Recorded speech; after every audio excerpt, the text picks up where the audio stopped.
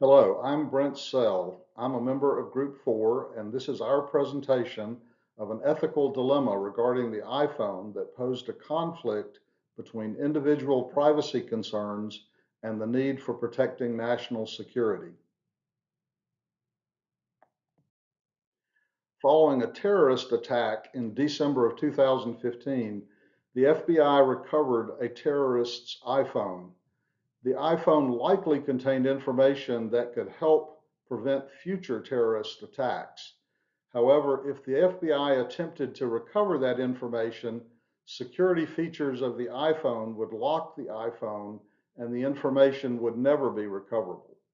In January of 2016, Apple met with members of the FBI and discussed four potential methods that the FBI could use to access data on the iPhone. However, Apple did not materially assist the FBI at that point. In February of 2016, the FBI requested Apple to provide a one-time backdoor software solution that would allow access to the encrypted information on the iPhone. Apple refused to provide the FBI with that backdoor access, citing digital privacy concerns. A week later, the FBI obtained a federal court order directing Apple to assist the FBI by providing software that would disable the iPhone security features and allow the FBI to access the data. Apple refused to comply with the court order. Less than 6 weeks later, the FBI unlocked the iPhone without the assistance of Apple, and their legal case was withdrawn. Hi, my name is Pranav Balaji. This particular case brings up an inherent dilemma of public safety versus privacy. How do you decide what the greater good is when both sides have a very valid reason for their actions? The act of adding a backdoor to phones sets a dangerous precedent that the government can force its way into any consumer's phone under the guise of public safety. However, government access via backdoor would allow the government to gather information on potential attackers and possibly prevent terrorist attacks like San Bernardino from happening in the first place. For the former argument, there is concern over infringements of privacy rights by the government. In 2013, Edward Snowden revealed that the NSA was tapping phones of allied nations' leaders. This would be an example of the abuse of backdoor systems for publicly used phones. We have plenty of examples of public safety outweighing individual rights, as seen with speed limits. In order to provide an efficient civil structure, some individual liberties must be given up for the greater good. The privacy versus public safety issue is still hotly debated today, with no real clear solution.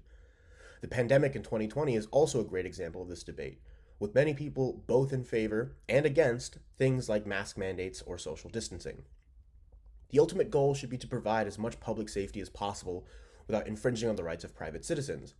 But who does this dilemma matter to? Who stands to benefit or lose from the risks on both sides of the argument? There are numerous potential stakeholders in this dilemma. They include consumers who might own or might purchase an iPhone in the future, executives of Apple who have prioritized digital privacy as a core value of their products and their company, shareholders of Apple stock, suppliers, manufacturers, and programmers who interacted with Apple, the FBI, CIA, NSA, and other police agencies that are charged with investigating and preventing crimes and terrorist attacks. The public who might become victims of crimes and terrorist actions are also stakeholders, as are the courts, judges, and attorneys who might end up adjudicating the complex and conflicting issues in this right versus right type of case, period. Hi, everyone. My name is Megan, and I will walk us through the first of three possible solutions we devised for this dilemma. Solution A entails imploring the assistance of a third party to serve as the intermediary between the FBI and Apple. In this case, the Federal Communications Commission, or FCC, may be an option, since its purpose is to regulate and protect communications and communications technology in the US. The FCC can be the watchdog in this case to ensure that the FBI can access the data they need in connection to the terrorist attack by the Farouks, while also ensuring that the data of non-related Apple users is not accessed. This solution ensures that the FBI gets the information it needs to protect national security, and Apple can ensure that other private information is protected, while laws and regulations that may set the tone for the future can be developed. Hello everyone, my name is Joe Wayne. I will propose solution B for unlocking iPhones in national security threats. Apple could establish a special provision to assist the law enforcement after a thorough review and approval process. This approach offers key advantages as it provides a critical and immediately solutions, ensuring national security threats are addressed promptly. Importantly, Apple maintains control effectively managing privacy concerns. There are three critical activations criteria. The threat must be substantial enough to justify exceptional measures. All other investigative methods must be attempted and found insufficient, and an independent oversight committee must review and approve each request to ensure fairness and public interest. These standards will allow us to utilize this provision wisely, striking a balance between the interest of national security and the privacy rights of individuals.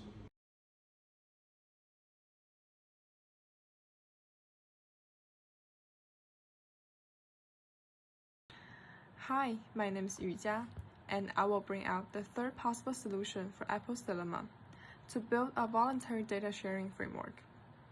In this system, Apple engineers will build a hidden backdoor that only allows access to selected data. The system will only activate under strict rules and for exceptional cases. Once those rules are met, the FBI or other government agencies will have access to the selected data, such as text messages and photos. This solution provides a middle ground between FBI and Apple to allow cooperation between the two without any device security being breached directly. However, there's no perfect solution in this right versus right dilemma, so the concerns of abuse views still exist to Apple's users, and the rules for activation of the system should be carefully set up by Apple to prevent any misuses.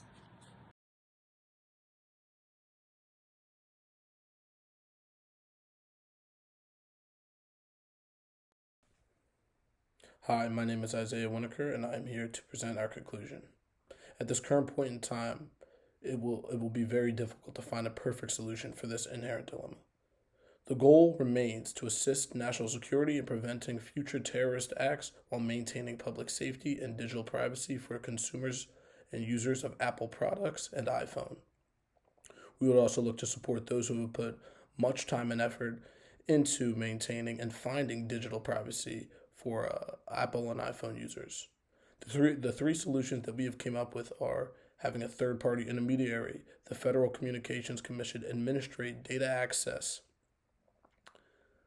We have also looked at provisions for situational access due to national security threats. This will be on a case-by-case scenario and only within an investigative time frame. This means only the time that they would be needing to investigate a potential threat. Lastly, we have a voluntary data sharing framework, access only to specific items such as photos and messages. We think that the third-party intermediary could be the best option because it would be able to administrate all three of these solutions. Thank you, and have a great time.